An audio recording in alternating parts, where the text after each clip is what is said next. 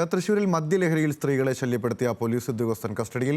ഗുരുവായൂർ സ്റ്റേഷനിലെ ASI രാകേഷിനെയാണ് കസ്റ്റഡിയിലെടുത്തത്. കാഞ്ഞാണിയിലെ cinema തിയേറ്ററിൽ വെച്ച് സ്ത്രീകളോട് അപമര്യാദയായി പെരുമാറുകയായിരുന്നു ഇയാൾ.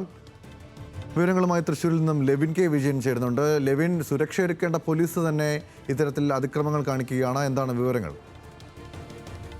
ഗൗതം, ഇന്ന് വൈകുന്നേരത്തെ ഫസ്റ്റ് ഷോയിലാണ് ഇത്തരത്തിൽ SIയുടെ ഭാഗത്തു നിന്നും സ്ത്രീകൾക്ക് നേരെ അതിക്രമമുണ്ടായത്. കാഞ്ഞാണിയിലെ തിയേറ്ററിലെ സിനിമ കാണാനെത്തിയ സ്ത്രീകൾക്കെതിരെയാണ് ഇയാളുടെ ഭാഗത്തു നിന്നും ആക്രമണം ഉണ്ടായതായി പരാതി ഉയർന്നത്. മദ്യലഹരിയിലായിരുന്ന ASI രാകേഷ് സ്ത്രീകളെ ശല്യം ചെയ്യുകയും സിനിമ നടക്കുന്നതിനിടെ പലതവണ പ്രകോപനം ഉണ്ടാക്കുകയും ചെയ്തതിനെ തുടർന്ന് നിരവധി സ്ത്രീകളും തിയേറ്ററിലെ സിനിമ കാണാൻ എത്തിയവരും നിരവധി പരാതി പറഞ്ഞിരുന്നു. ഇതേ തുടർന്ന് തിയേറ്റർ ഉദ്യോഗസ്ഥർ എത്തി ചോദ്യം ചെയ്തപ്പോൾ ഇയാൾ താൻ പോലീസുകാരനാണെന്നുള്ള നിലയിൽ സംസാരിച്ചു.